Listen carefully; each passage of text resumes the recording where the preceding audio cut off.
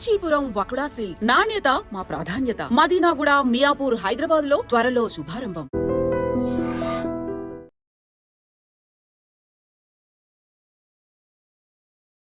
అందరికీ నమస్కారం. నేను Swaroopa Potlapalli. Welcome to trending topic.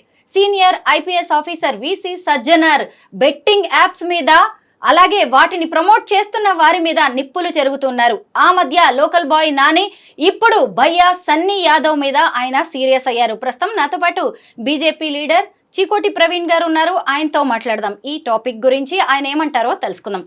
నమస్తే ప్రవీణ్ గారు. జై శ్రీరామ్. ముఖ్యంగా మీరు చెప్పండి, ఈ బెట్టింగ్ యాప్స్ అనేవి జనాలను ఎలా నాశనం చేస్తున్నాయి, ఎలా వారి జీవితాలను ఇన్ఫ్లుయెన్స్ చేస్తున్నాయి అంటారు? బెట్టింగ్ యాప్ల వల్ల ముఖ్యంగా యువత మొత్తం సర్వనాశనం అయిపోతున్నారు. యాప్స్ ఇప్పుడు ఆన్లైన్లో ఇప్పుడు తెలంగాణ గవర్నమెంట్ బ్యాన్ చేసింది. అయినా కూడా వీళ్ళు విపిఎన్ సెట్టింగ్స్లోకి పోయి సమ్ చేంజెస్ చేస్తారు. టెక్నికల్గా నాకు కూడా బోర్డ్స్ తెలియదు చేసి ఇక్కడ నుంచి ఆడడం జరుగుతుంది. సో వాడికి 100 రూపాయలు ఉంటే 100 రూపాయలు డౌన్ అప్లోడ్ చేస్తాడు. డైరెక్ట్ బ్యాంక్ సిస్టమ్, మనం బ్యాంకులో ఇవ్వచ్చు, బ్యాంక్ వెళ్ళి విత్డ్రా చేసుకోవచ్చు. సో వాడు ఏ కేటగిరీ అని కాదు, అన్ని కేటగిరీలు లీస్ట్ నుంచి డైలీ వేతనం అంటే కూలీ నుంచి తీసుకొని కోట్ల రూపాయల వరకు జరుగుతుందండి. సో దానివల్ల జీవితాలు మొత్తం నాశనం. గవర్నమెంట్కి రెవెన్యూ, మనీ లాండరింగ్ లాంటి హవాలాలు ఇట్లాంటివన్నీ కూడా ఇల్లీగల్ కార్యక్రమాలు జరుగుతాయి. ఈ డబ్బు మళ్ళీ మీద పోయి ఎక్కడికి పోతుందో మరి దానివల్ల టెర్రరిస్టుల ఇన్వాల్వ్మెంట్ కూడా ఉండొచ్చు. సో ఒక లేయర్స్గా పైకి వెళ్తుంది డబ్బు. సో దానివల్ల రేపు ఇండియాలో ఎట్లాంటి అసాంఘిక కార్యక్రమాలకు కూడా ఆ డబ్బు ఉపయోగపడుతుంది. సో ఇది రూట్ లెవెల్లో కట్ చేసుకుంటూ రావాలి. రూట్ లెవెల్లో కట్ చేయాలంటే అంత ఈజీ కాదు. దీనికి సపరేట్ పోలీసింగ్ వ్యవస్థ ఉండాలి, గట్టి చట్టాలు, పీడీ యాక్ట్ లాంటివి అమలు చేసే పరిస్థితి ఉండాలి. ఇక్కడ పీడీ యాక్ట్ చేస్తారని చెప్పి ఈ బేస్ అంతా కూడా దుబాయ్లో పోయి సెటిల్ అవుతున్నారు. వాడు దుబాయ్లో సెటిల్ అయ్యి అక్కడ నుంచి ఆపరేట్ చేస్తారు. సో ఏది ఆపరేట్ చేసినా మాన్యువల్ ఆపరేషనే ఉంటుంది, లేదా అడ్వర్టైజ్మెంట్స్, ఇప్పుడు టెలిగ్రామ్స్లో ఇవన్నీ ఉన్నాయి. ఈ టెలిగ్రామ్ లాంటి యాప్లలో బాగా ప్రమోషన్స్ చేస్తారు. సో వాటిపై గట్టి నిఘా పెట్టాల్సిన అవసరం మన ఇంటెలిజెన్స్పై ఉంది. లేకపోతే మాత్రం రేపు డ్రగ్స్ ఎంత డేంజరో ఇది కూడా అంత danger. This sort of gambling వాడు టిప్స్ మీద ఉంటుంది కదా. వాడు ఎక్కడైనా కూర్చొని ఆడొచ్చు, వాడు ఇంట్లో తెలియకుండా బాత్రూంలో కూర్చొని కూడా వాడు ఆడుతున్నాడు, డబ్బులన్నీ బుడగొడుతున్నారు. దీనివల్ల ఇండైరెక్ట్గా ఇంట్లో దొంగతనాలు చేస్తారు పిల్లలు, ఇండైరెక్ట్గా బయట కూడా దొంగతనాలు చేయొచ్చు, చెడు వ్యసనాలకు పోవచ్చు, ఇంకేదైనా. ఎందుకంటే ఇప్పుడు డబ్బు అంత స్పీడ్గా బుడగొట్టిన డబ్బు రికవరీ చేసే చక్కర్లో యూత్ బాగా ఎనర్జెటిక్గా ఉంటారు. సో ఆవేశం ఎక్కువ ఉంటుంది యూత్లో. సో వాడు దాని ఎఫెక్ట్స్ ఏంది, బ్యాక్ ఏమైనా చేస్తే తప్ప ఉప్ప ఆలోచించలేని పరిస్థితిలో కూడా ఉంటారు. దానివల్ల ఆత్మహత్యలు అవుతున్నాయి.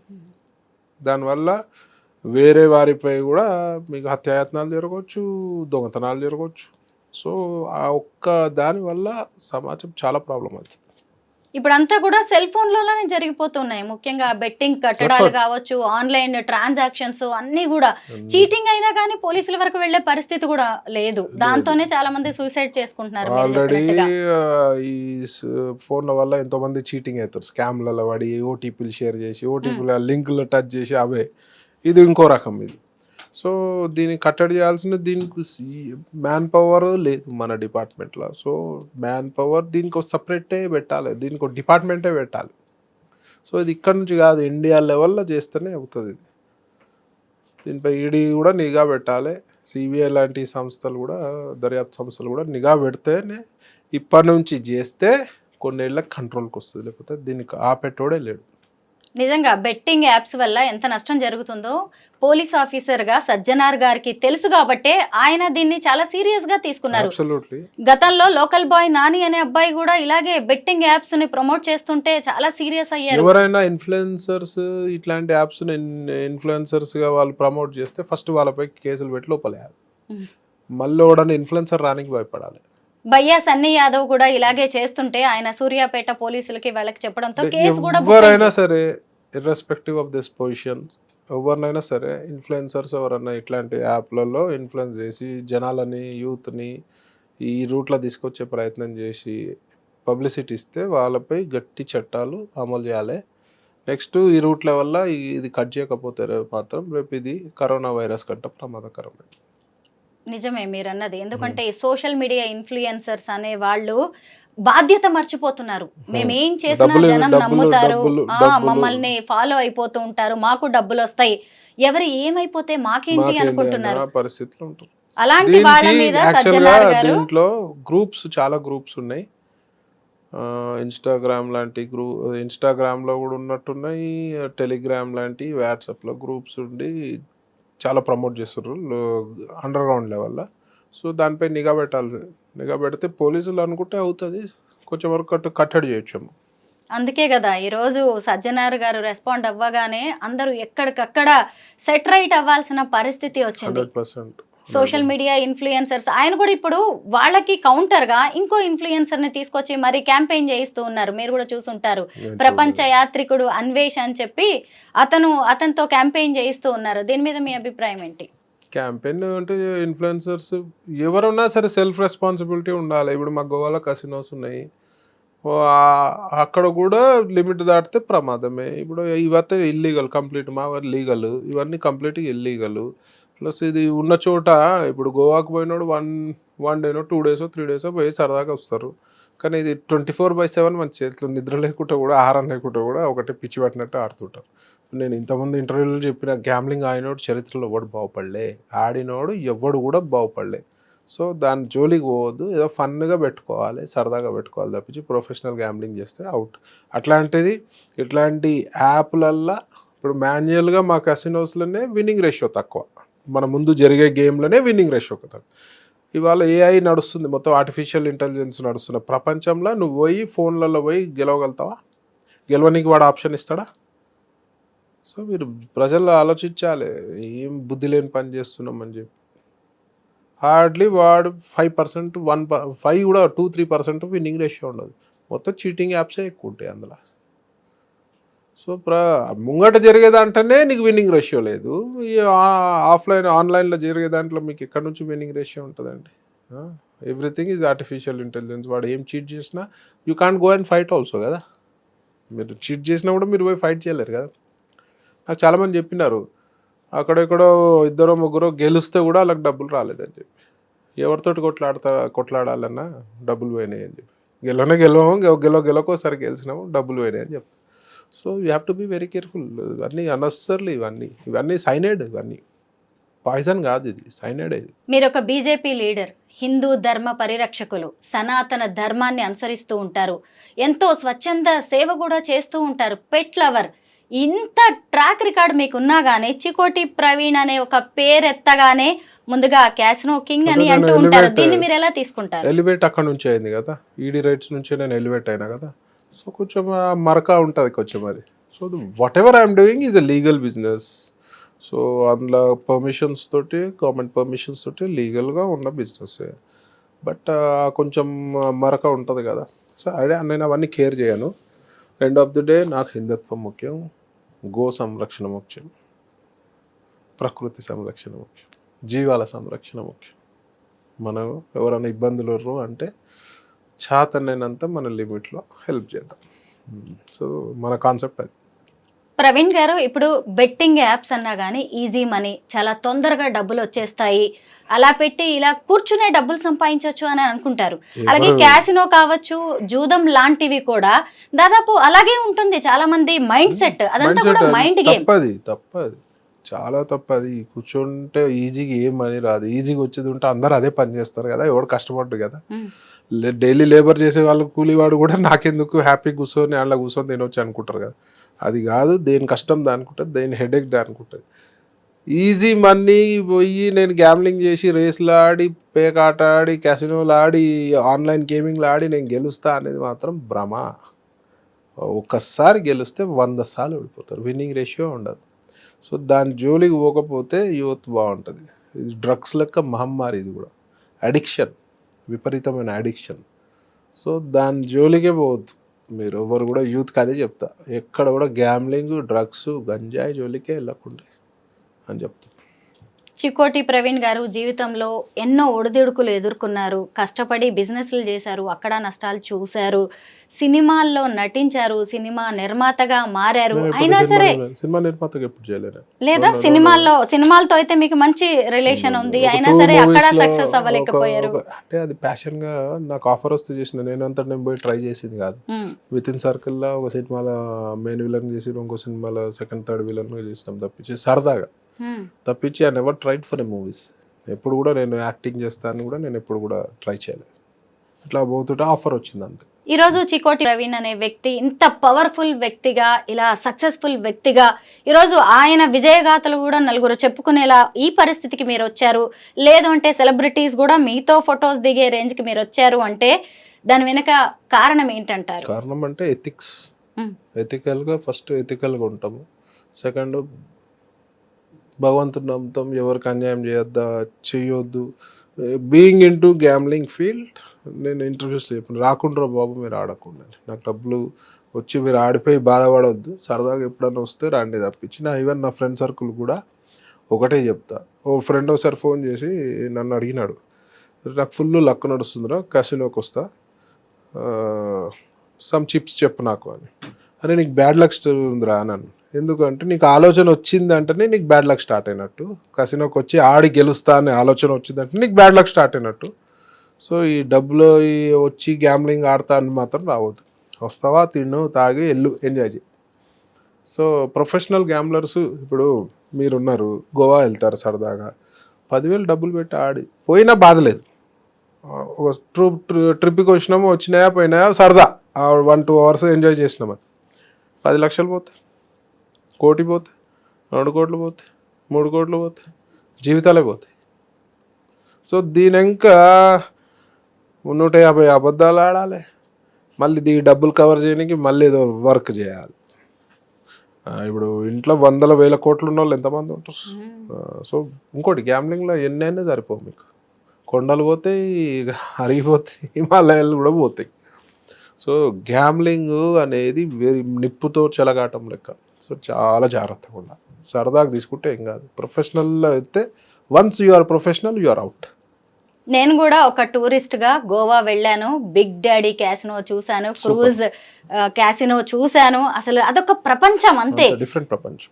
ఆ ప్రపంచం కోసం పదే పదే జనం వస్తూ ఉంటారు. అక్కడికి వచ్చి లాభం పడిన వాళ్ళకంటే నష్టపోయే వాళ్ళు కూడా చాలా మందే ఉంటారు. గోవా లాంటి క్యాసినోలో 10-12-15% విన్నింగ్ రేషియో ఉంటుంది. అలాంటి వాళ్ళకి మీరు ఏం చెప్తూ ఉంటారు? చాలా మంది డబ్బుతో వచ్చేసి చెప్తారు కదా, మీ ఇంట్లో 10 లక్షలు ఉంటే 10,000 20,000 ఆడురా బాబు అని చెప్తారు. Just time pass. కానీ ఇన్నరుగా దట్స్ వై ఇట్స్ కాల్డ్ వ్యసనం. నిజమే. మేము కూడా డబ్బులు చాలా పొడగొట్టుకున్నాం, వాడి చాలా విపరీతం డబ్బులు కూడా మాకు చెప్పేవాళ్ళు లేరు. ఇప్పుడు నేనే చెప్తున్నా, ఎంతమందికి చెప్తున్నా వద్దురా బాబు అని. బీయింగ్ ఏంటో ఐఎమ్ ఆపరేటర్, నేను బిజినెస్ చేసుకుంటే చెప్తున్నా అంటే మీరు అర్థం చేసుకో. ఎవరు చెప్పరు కదా, దట్ ఈస్ చికోటి ప్రవీణ్. ఎవరోళ్ళు అయితే రండి ఏం కాదు రండి అంటారు. ఓపెన్గా చెప్తున్నా, ఎవడు చరిత్రలో గ్యాంబ్లింగ్ ఆడినాడు ఎవడు బాగుపడలే. Let it be race, let it be cricket gambling, let it be casino, let it be online game, let it be any gambling. మా దాంట్లో ఒకటి ఉంటుంది, చెప్పినోడు అవుట్, విన్నోడే బాగుపడతాడు. బెట్టి చెప్పినోడు ఆడడం అంటే బెట్టి చెప్పినట్టే కదా. మీరు ఫస్ట్ లో ఆడుతూ ఉండేవాళ్ళ, ఆడుతూ ఆ బిజినెస్ లోకి వచ్చేసారా? అంతే కదా, ఆడ డబ్బులు పొడగొట్టుకొని అంటే పోగొట్టుకున్న చోటే మళ్ళీ గెలిచి చూపిద్దాం అనుకున్నారా? 100%. అట్లా అందరికి ఎంతమందికి అవకాశం వస్తుంది, ఎంతమందికి లక్ ఉంటుంది. నేను తెలివే అని చెప్పాలి, లక్ అంట. ఆ టైంలో మనకు లక్ ఉంటే ఆ టైంలో మనకు ఆ థాట్ వస్తుంది. మనకట్ట మేధావులు మహామేధావులు లేరా? మస్తు మంది. మరి జీవితంలో సక్సెస్ అయిన వాళ్ళు తక్కువ మందే కదా. సో లక్ అది, అంతమందికి లక్ ఉంటుంది, ఎంతమందికి అవకాశాలు ఉంటాయి. అకౌంట్ నిండా ఫుల్ డబ్బులతో వచ్చి ఖాళీ చేతులతో వెళ్ళిపోయే వాళ్ళని చాలా మంది మీరు చూసే ఉంటారు కదా. నేనే అట్లా వెళ్ళిపోయాను, నేనే బాధితుడిని ఒకప్పుడు. కానీ ఈ బిజినెస్ లోకి వచ్చారు, అయినా సరే మరి ఈ బిజినెస్ ని వదలకుండా మీరు ఎందుకు ఇంకా దీన్ని రన్ చేస్తున్నారు? రన్ అంటే నాది అప్పుడంత ఆపరేషన్స్ ఏం లేవు. నేను అప్పుడు డెడికేటెడ్గా ఉండే. ఇప్పుడు I mean to more of a politics, more of హిందుత్వం. అది అట్లా వదిలేసినాం దాన్ని పక్కన. అంటే దాన్ని అలా Autopilot. జస్ట్ ఒక పాత బిజినెస్ లాగా దాన్ని అలా ఇప్పుడు వదిలేసి అందులో డబ్బులు వచ్చేటివి ఉంటాయి. ఇప్పుడు వదిలేసి టోటల్గా వదిలేస్తే కూడా డబ్బులు మునిగిపోతాయి, రావు. కరెక్టే. ఎందుకంటే ఇలాంటి బిజినెస్లు కావచ్చు, బెట్టింగ్స్ కావచ్చు, ఒకేసారి వాటిని వదలడం కూడా వదలడం అంటే కష్టం. పులిపై స్వారీ చేసినట్టు, ఆడినోడైనా ఆడిపించేటోడే. పులిపై స్వారీ దిగితే పులి తినేస్తుంది, నడుస్తూనే ఉండాలి. ఈ ప్రమోటర్స్ కి కావచ్చు, బెట్టింగ్ యాప్స్ వాళ్ళకి మీరు ఫైనల్ గా ఏం మెసేజ్ ఇస్తారు? బుద్ధున్నోడు వేరే జీవితాలు నాశనం అయితే అవసరమే లేదు. ఎందుకు ప్రమోట్ చేస్తారు? గ్యాంబ్లింగ్ అవసరమే లేదు ప్రమోట్ చేస్తారు. గోవా, ఇప్పుడు గోవాలో ఉన్నది ఇట్స్ పార్ట్ ఆఫ్ టూరిజం అనే టూరిజం పార్ట్ ఆఫ్ దాంట్లోనే వాళ్ళు ఉన్నారు. అవును. And have you ever seen గోవాలో పోయి అపార్ట్ ఫ్రమ్ గోవా ఇండియాలో పోయి ఎక్కడైనా ప్రమోట్ చేస్తున్నారా? అక్కడ అడ్వర్టైజ్మెంట్స్ వస్తున్నాయా? గోవాలో కాబట్టి అక్కడ చేస్తారు ప్రమోట్. మేము ప్రమోట్ చేయొచ్చు కదా, ఎక్కడన్నా నేను ప్రమోట్ చేస్తున్నా? చెయ్యం కదా. సో జనాలు ఇన్ఫ్లుయెన్సర్స్ కూడా అర్థం చేసుకోవాలి. ఇట్లాంటి very dangerous, it's very harmful for society, for India. అంటే మిమ్మల్ని మీరు డైవర్ట్ చేసుకోవడానికి ఇలా హిందూ ధర్మంలో ఎక్కువగా పని చేస్తున్నారా? సోషల్ సర్వీస్ ఎక్కువ చేస్తున్నారా? డెఫినెట్ గా నేను షార్ట్ పీరియడ్ లో I will be quitting casinos. ఓ, వదిలేస్తారు పూర్తి స్థాయిలో? పూర్తి స్థాయిలో వదిలేస్తాను. So more of Hindutva, more of cow, more of BJP. బీజేపీకి బీయింగ్ లీగల్ అండి, మాది ఇల్లీగల్ బిజినెస్ కాదు. మాది legal. We are tax payers, we are పెద్ద లైసెన్స్ ఫీజు కడతాం. We are giving employment. మాకు 1850 ఎంప్లాయీస్ ఉన్నారు. Direct employment, indirect employment, hotels, flights, హోటల్స్లో పనిచేసే వాళ్ళకి ఎంప్లాయ్మెంట్, ఫ్లైట్లో పనిచేసే వాళ్ళకి ట్రాన్స్పోర్ట్, అక్కడ tourism, so many indirect restaurants, ఎంతోమందికి జీవనోపాధి. Casinos also indirect. ఆన్లైన్ అట్లా కాదు, ఒకడే అంటే టెక్నికల్ టీం ఉంటుంది. ఇకపై భవిష్యత్తులో పూర్తి స్థాయిలో బీజేపీకి అంకితం కాబోతున్నారా? ఆల్మోస్ట్ ఇప్పుడే జీవితం అంకితం హిందుత్వానికి. ఫస్ట్, సెకండ్ బీజేపీ అనుకో. తెలంగాణలో ఇప్పుడు మంచిగా కనిపిస్తుంది జోష్. తెలంగాణలో మంచి బీజేపీకి జోష్, మంచి మా ఎమ్మెల్సీలు గెలిచినారు, మంచి శుభ పరిణామం. ప్రజలు కూడా 10 ఏళ్ళు బీఆర్ఎస్కి అవకాశం ఇచ్చి స్కీములు చూడలే, స్కాములు చూసినారు. కాంగ్రెస్ అయితే 1.5 yearలోనే వాళ్ళ అవకాశం చూపించేసారు. వాళ్ళ బుద్ధి గుణం అన్ని ఇచ్చినా కూడా ప్రభుత్వము కాంగ్రెస్ పై ప్రేమతోటి వచ్చింది కాదు, బీఆర్ఎస్ పై ప్రేమతో కోపంతో కాంగ్రెస్ కొట్టేసిన. వాళ్ళకి ట్రూ కలర్స్ అన్నీ చూస్తారు. స్కీమ్స్, ప్రజల పట్ల ఎంత చిత్తశుద్ధి ఉంది, వాళ్ళకి ఎంత చిత్తశుద్ధి ఉంది, అభివృద్ధి ఏం జరుగుతుంది. ఇప్పుడు అభివృద్ధి ఏం జరుగుతలేదు తెలంగాణ. వాళ్ళ ఆస్తులే అభివృద్ధి జరుగుతుంది, వాళ్ళ అంతస్తులే అభివృద్ధి జరుగుతుంది. కాంగ్రెస్ నాయకులే కమిషన్ల అభివృద్ధి జరుగుతుంది. తెలంగాణ మొత్తం కమిషన్ల చుట్టూ జరుగుతుంది. కమిషన్ రాజకీయాలు నడుస్తున్నాయి, ప్రతి దాంట్లో కమిషన్. సో ప్రజలందరూ ఆల్మోస్ట్ ఇప్పుడు వెరీ షార్ట్ పీరియడ్లో అర్థమైపోయింది. రైతులకు అర్థమైపోయింది, నిరుద్యోగులకు అర్థమైపోయింది, మామూలు సామాన్య ప్రజానికానికి అర్థమైపోయింది, ప్రతి ఒక్కరికి అర్థమైపోయింది. రియల్ ఎస్టేట్ వాళ్ళకి అర్థమైంది, కాంట్రాక్టర్లకు అర్థమైంది. ఇది ఈ ప్రజలు ఈ రకంగా చెందిన వాళ్ళు అంటూ ఏం లేదు, ప్రతి ఒక్కరికి అర్థమైంది తెలంగాణ. సో ఎందుకు వేసినాం రా ఓటన్ని ఎత్తి కొట్టుకుంటారు. వాళ్ళ పాలన అట్లా 7 లక్షల కోట్లు అప్పు చేసి మంచిగా వాళ్ళ ఆస్తులు నింపుకొని బీఆర్ఎస్ వాళ్ళు వేరు. వీళ్ళు 1.5 years వీళ్ళ పని వీళ్ళు చేసారు. ఇప్పుడు ఆప్షన్ ఏముంది ప్రజలకి? మంచి చేసేది అని ఉండే సెంట్రల్ గవర్నమెంట్లో స్కీమ్ల ప్రభుత్వం, స్కామ్ల ప్రభుత్వం కాదు మా సెంట్రల్ గవర్నమెంట్. సో డెఫినెట్గా డబుల్ ఇంజన్ సర్కార్ రావాలని ప్రజలలో డెఫినెట్గా ఒక ఫీల్ వచ్చింది. ప్లస్ ఒక ఆపర్చునిటీ, ఇప్పుడు తెలంగాణలో ఎప్పుడు మనము బీజేపీ రాలే కాబట్టి ఒక ఆపర్చునిటీ ఇవ్వాలని చెప్పి ఫీల్ వచ్చింది, ముఖ్యంగా హిందువులల్లో. క్యాసినో కింగ్ గా మీరు ఒక రేంజ్ కి వెళ్ళిపోయారు. అయితే డబ్బులు ఉన్నాయి కాబట్టే మీరు రాజకీయాల్లోకి వచ్చారా? లేదు అంటే హిందూ ధర్మ పరిరక్షకులు లేదంటే సనాతన ధర్మాన్ని ఇష్టపడే వ్యక్తి కాబట్టే మీరు బీజేపీలోకి వచ్చారా? 100% నేను ఫస్ట్ నుంచి హిందుత్వవాది. నా మూలాలన్నీ కూడా ఓల్డ్ సిటీ నుంచి, నేను పెరిగిన ఏరియా అంతా ఓల్డ్ సిటీ. సో నేను అక్కడ వాళ్ళ దౌర్జన్యాలు, వాళ్ళ ఏషాలు అన్నీ అనుభవించిన కాబట్టి మనసులో ఒక గట్టి హిందుత్వ భావం ఏర్పడ్డది. ప్లస్ నేను గుడి చైర్మన్, ఒక గుడికి వైస్ చైర్మన్, ఫస్ట్ నుంచి గో సేవకుడిని, జంతువుల సేవకుడిని. ఒక హిందువు, ఒక ప్యూర్ కట్టర్ హిందువు అయితేనే గోవుని, జంతువుని, ప్రకృతిని, నీళ్ళని, నదిని, ఆకాశంని, గుట్టల్ని, చెట్లని ప్రేమిస్తాడు. మామూలుడు వేరే మతంలలో ఉండదు అట్లా. హిందువు అయితేనే చేస్తాడు, పూజిస్తాడు, ప్రేమిస్తాడు. సో డెఫినెట్గా నేను ఒక కట్టర్ హిందూ, నాకు ఒక ఫీల్ ఉంటుంది. ఆల్రెడీ ఓల్డ్ సిటీలో కొన్ని సంఘటనలు మా మధ్యలో ఉంటాయి, చిన్నప్పటి నుంచి జరిగిన సంఘటనలు, ఫీలింగ్లు, కర్ఫ్యూలు చూసినాము, వాళ్ళ దాడులు, వాళ్ళ అన్యాయాలు చూసినాం కాబట్టి, ఎంఐఎం పాలన ఇవన్నీ చూసినాం కాబట్టి కొంచెం డెఫినెట్గా ఇంకా కట్టర్ హిందూగా అవుతాం. ఆ ఒక్క కారణం చేతనే నేను బీజేపీలో రావడం జరిగింది. ఎందుకంటే దేశంలో ధర్మాన్ని కానీ హిందుత్వాన్ని కాపాడగలిగిన పార్టీ ఏదైనా ఉందంటే డెఫినెట్గా బీజేపీ పార్టీ. ఇక కాంగ్రెస్ వాళ్ళు అయితే టోటల్గా ఇప్పుడు వాళ్ళు బిజీ, వాళ్ళకి రంజాన్ ఇప్పుడు. కాంగ్రెస్ వాళ్ళకి ఇప్పుడు రంజాన్, కాంగ్రెస్ వాళ్ళకి రంజాన్ ఈ టోపీలు పెట్టుకుని వెళ్తారు. ఇప్పుడు ఇఫ్తార్ విందులకు వెళ్తారు. సిగ్గుశరంలో గుళ్ళలో రారా, గుళ్ళపై దాడులు జరుగుతూ ఒక ఎంపీ ఒక మినిస్టరు వచ్చి పరామర్శించేది లేదు. వేరే మతాలలో దాడిలా హిందువులు గాయపడుతూ వచ్చే పరిస్థితి లేరు. ఓవైసీ సంకలనాకానికి మాత్రం పోతారు. ప్రవీణ్ గారు, చాలా మంది యువతే ఎక్కువగా ఈ బెట్టింగ్ యాప్స్ ని వాడుతున్నారు. అందులో బెట్టింగ్ పెట్టేది కూడా యువతే. ఇప్పుడు దేశం కోసం, ధర్మం కోసం అని చెప్పి బీజేపీ చెబుతూ ఉంటది కదా, యువతకి మీరేం చెప్తారు పాలిటిక్స్ గురించి? ప్రజల సేవ, ముఖ్యంగా హిందుత్వము, గోసేవ చేయాలి. హిందుత్వం ఉంటేనే భారతదేశం బాగుంటుంది. హిందుత్వం మంచిగా ఉంటేనే మన భవిష్యత్తు బాగుంటుంది. హిందుత్వం మంచిగా ఉంటేనే మన పిల్లల భవిష్యత్తు బాగుంటుంది. హిందుత్వము మంచిగా ఉండాలంటే బీజేపీ ఉండాలి. చూశారు కదా, బెట్టింగ్స్ ఊబిలోకి వెళ్ళకండి, అలాగే బెట్టింగ్ యాప్స్ ని ప్రమోట్ చేయకండి అని అటు ఇన్ఫ్లుయెన్సర్స్ కి, ఇటు యువతకి, వాటిని ఎక్కువగా బెట్టింగ్స్ వైపు మొగ్గు చూపుతున్న వాళ్ళకు కూడా చికోటి ప్రవీణ్ గారు చెబుతున్నారు. ఆయన ఒకవైపు క్యాసినో బిజినెస్ లో ఉన్నా గానీ ఇది మంచిది కాదు, ఎవరి జీవితాలను ఇది బాగు చేసేది కాదు అని ఆయన చాలా క్లియర్ కట్ గా చెప్తున్నారు. ఇంకో విషయం కూడా ఆయన చెప్పారు, తాను ఇప్పుడు హిందూ ధర్మ పరిరక్షణలో ఉన్నాను అని, అలాగే బీజేపీ ఇప్పుడు తనకి ఒక మంచి పార్టీ లాగా కనిపిస్తోంది తెలంగాణలోని ఆయన చెబుతూ ఉన్నారు. మొత్తం మీద సజ్జనార్ గారితో పాటు చికోటి ప్రవీణ్ గారి మాట వినడం కూడా ఈ విషయంలో చాలా అవసరం. Thank you so much Praveen గారు. థ్యాంక్ యూ అండి, నమస్కారం.